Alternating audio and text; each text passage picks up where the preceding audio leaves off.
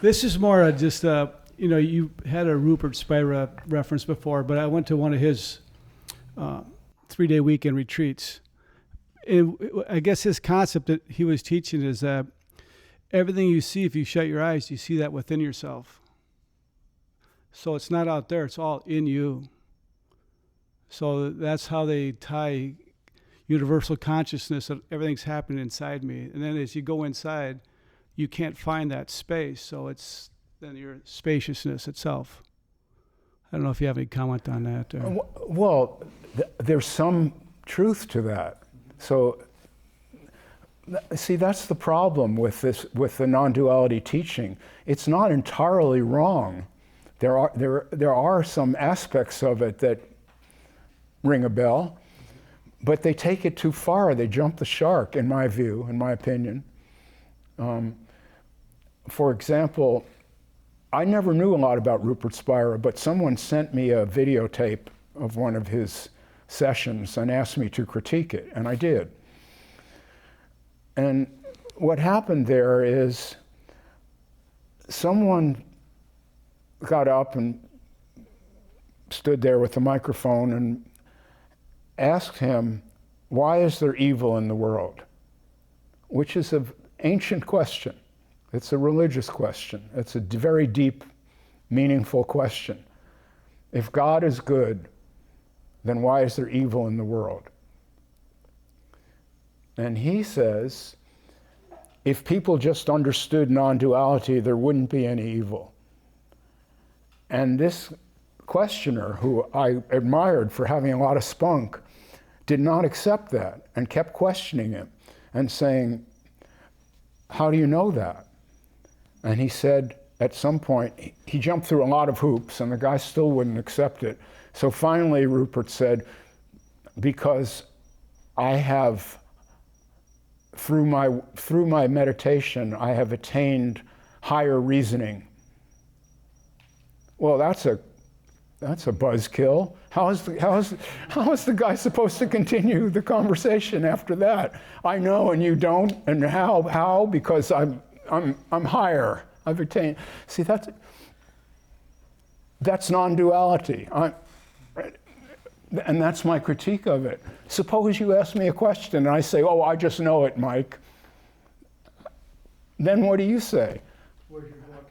I hope you say, why did I come all the way from north of the Arctic Circle to be here to hear that bullshit?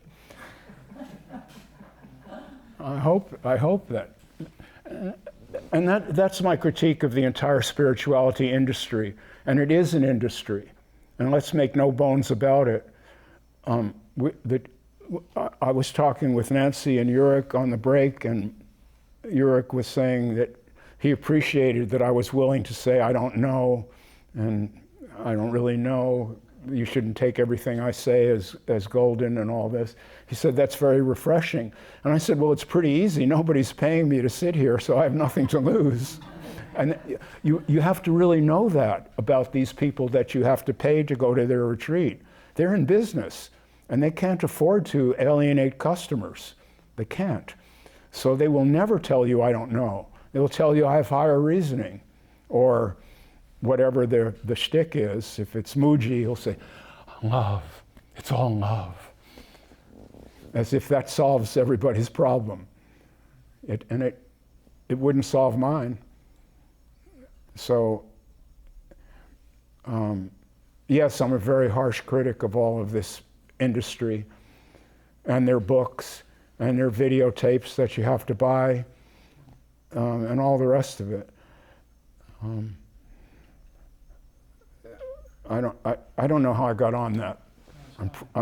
It sounds like preaching. Don't take it seriously. No, take it to heart. We saw Mooji in Portugal, and but there was no draw that there was nothing that could hold you there. This is way better. And Rupert, well, we saw Mooji. We went and saw Mooji in Portugal for a week, and but there was nothing there that could hold you. It just seemed like air. Yeah. So I understand that people kiss his feet. Yeah, we saw that too. Want to try it? Yeah. No. But it's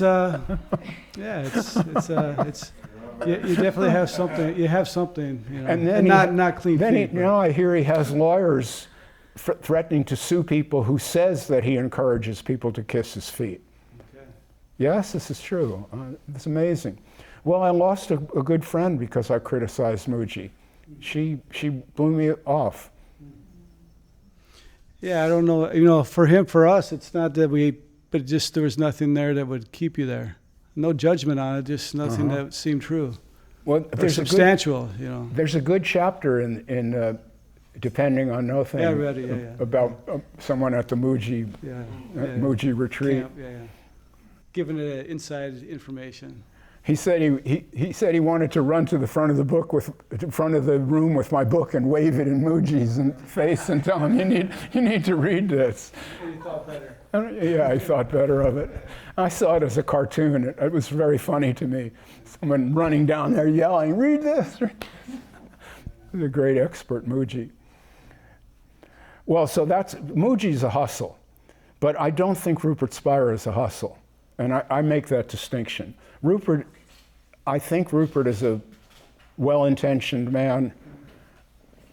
It's true he's being very well paid for his good intentions, but I think he actually has them. But he has the screen analogy that you talked against in your book, though. Yeah, I try to debunk that analogy. Do we all know what the screen analogy is? That's the idea that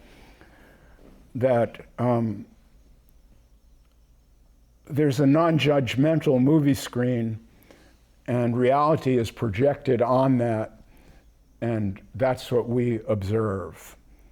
So the observer is observing a screen, and the observer is the screen, right? Yeah, you are the screen. The observer is a non-judgmental. Well, I don't like to split myself from my thoughts, feelings, and what I see. I think those are me. That's what me is: thoughts, emotions, ideas, perceptions. They're one and the same. That's non-duality, not splitting it in half and creating an observer that's non-judgmental. When you create that observer by being instructed to do so as a form of practice or yoga, you are actually splitting off part of the ordinary ego and just calling it a non-judgmental observer, but it's actually judging everything. It can't help judging.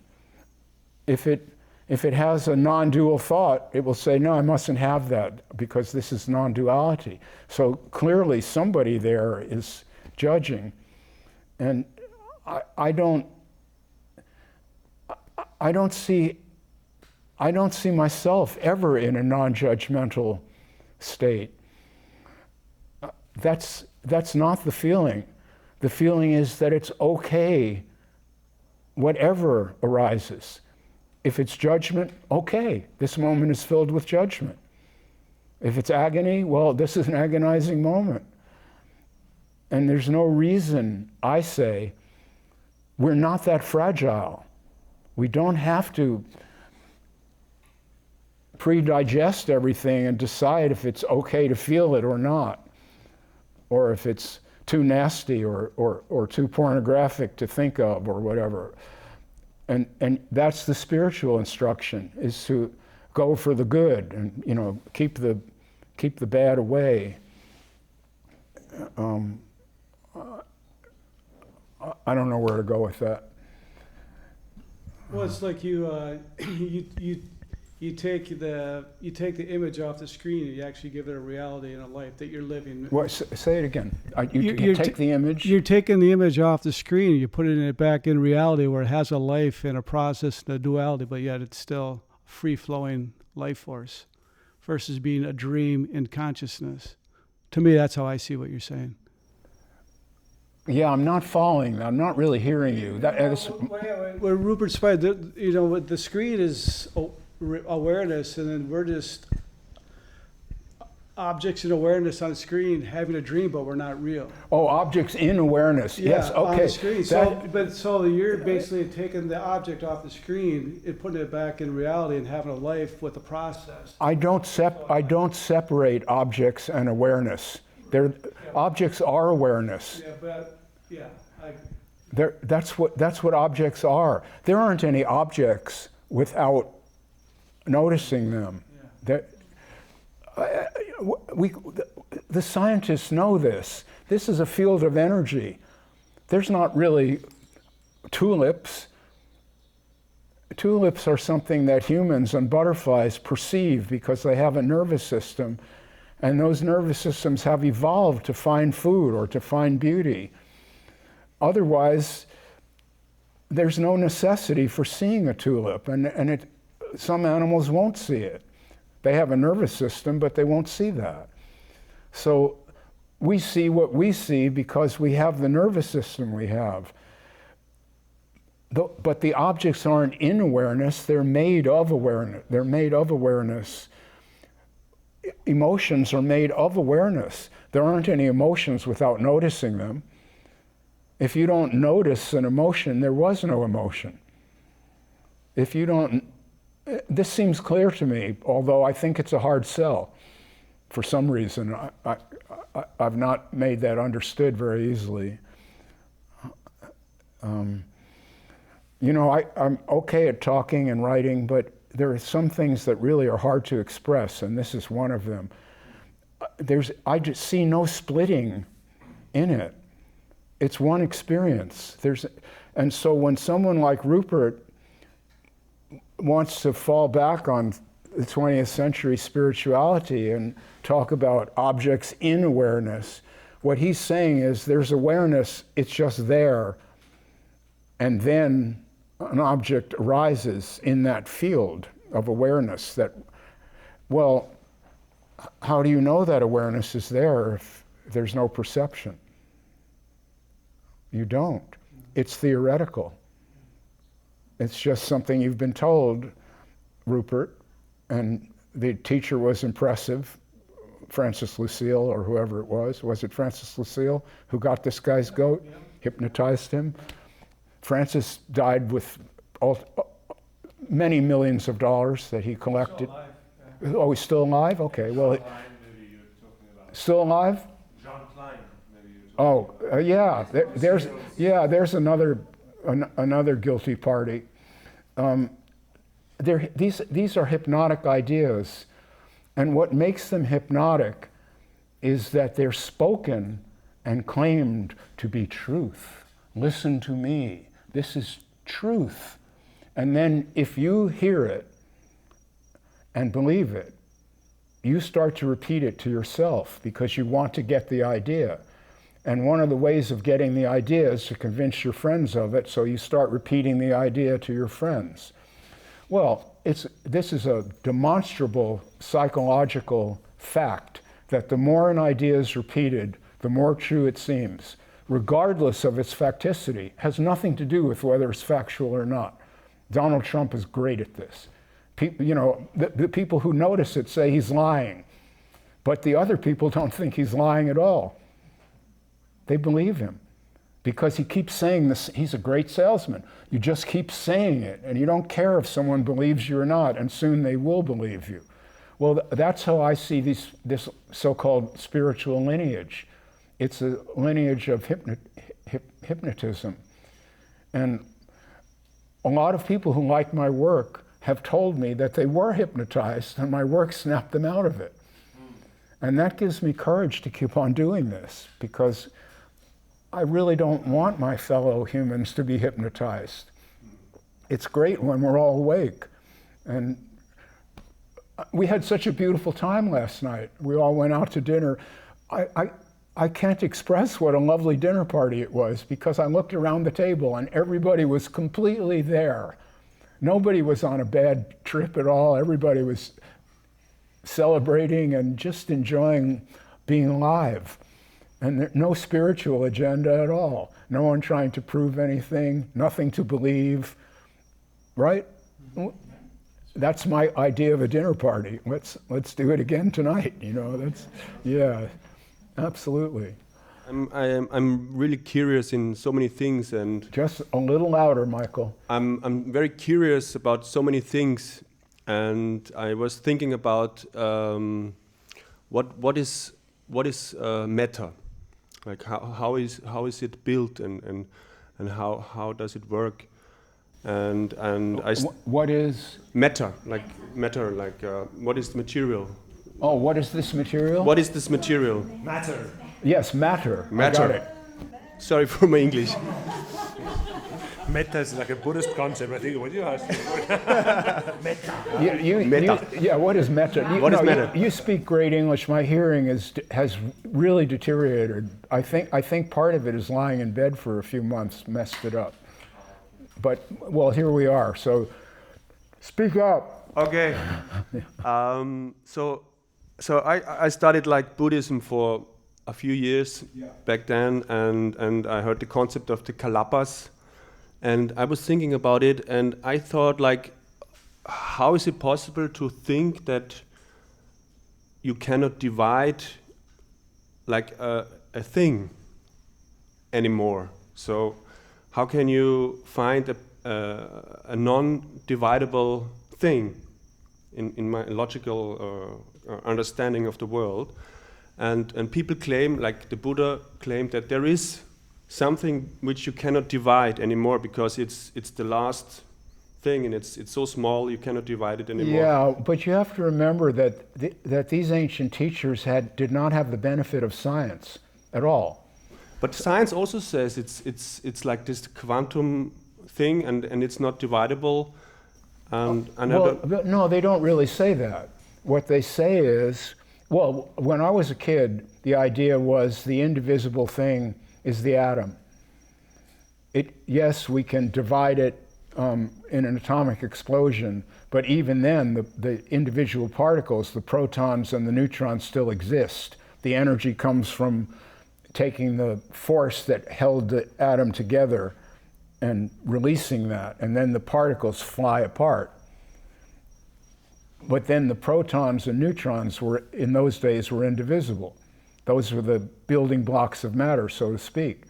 And then later, it was discovered, I think this would have been in the early 60s or late 50s, it was discovered that no, these basic particles, the proton and the neutron, are made up of smaller particles called quarks, yes? The neutrinos and leptons, these are quarks. Well, then later, they said, no, the quarks really are made up of, and then it gets really iffy, maybe vibrating strings. That's string theory. So these vibrating strings are now said to be the ultimate building block of matter, except no one can see the strings. So that's entirely theoretical. And there's no proof that the strings are there, except a kind of abstract mathematics which can't be tested. So I don't know that there's anything that's indivisible. So if the Buddha said that, the Buddha didn't know as much as I know about this. He may have known a lot more than I know about certain things, probably did, but not about this. I know a lot more than the Buddha knew about the indivisibility of matter, a lot more. And this is something that we really need to understand. A lot of these traditions were the science of their day. They were what people went to explain material reality. The word atom means indivisible in Greek. So that was a good idea at the time, that there are these tiny particles. In fact, it was amazing that someone could conceive of that. There are these tiny particles that make up everything that we see. But now we know that's not true. Now we know that's not true.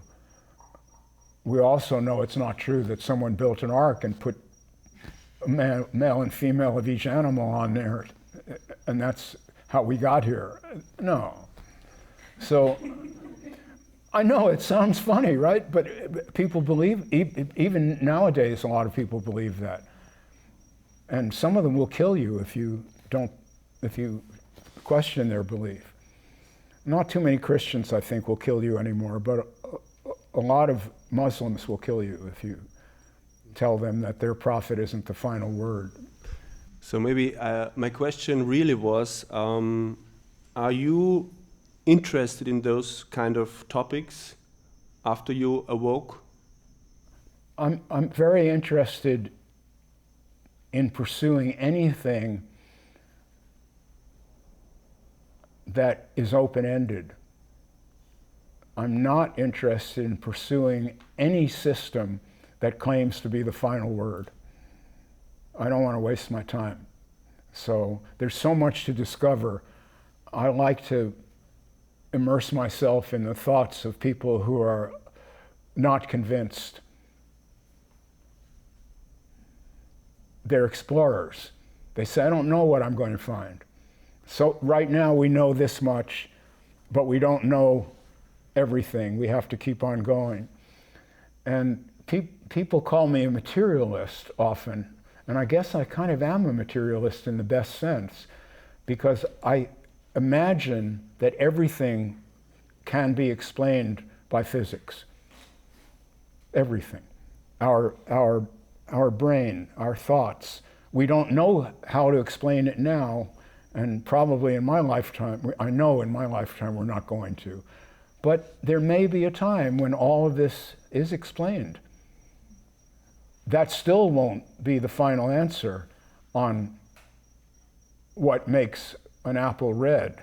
That's a question that I've written about, the qualia, as it's called. And I don't imagine that ever will be explained. What I mean is the subjective experience is probably not easy to explain, but that doesn't mean that there's a spiritual world that accounts for it. I don't have any belief in a spiritual world, none. That doesn't mean that there aren't forms of communication that we don't know about, but if there are, they're taking place, I say, most likely on a physical level. We just don't know about that level yet. Maybe machines will tell us a little bit more. Say again? Maybe the machines will tell us a little bit more in the future. There already are machines that are showing signs of self-awareness in some ways, but very primitive self-awareness. But they seem to be able to learn, and a little quicker than should be accounted for just by their design. The designers are noticing this, and they're a little spooked by it. In fact, there's a whole school of thought that says that it's dangerous to mess around anymore with artificial intelligence, because we don't really know what it is, and if it escapes and becomes smarter than us, we may become its food. It will eat us, because it needs raw material to make more AIs. Sounds like sci-fi, but it could be true. Well, so I'm feeling we might wrap this up, unless there's more to... Julio, you have a question? No, I don't. You're helping to wrap it up? Yeah, let's wrap it up in that case. If somebody's hastening to put the microphone away, I think I have... We want to end it. Yeah.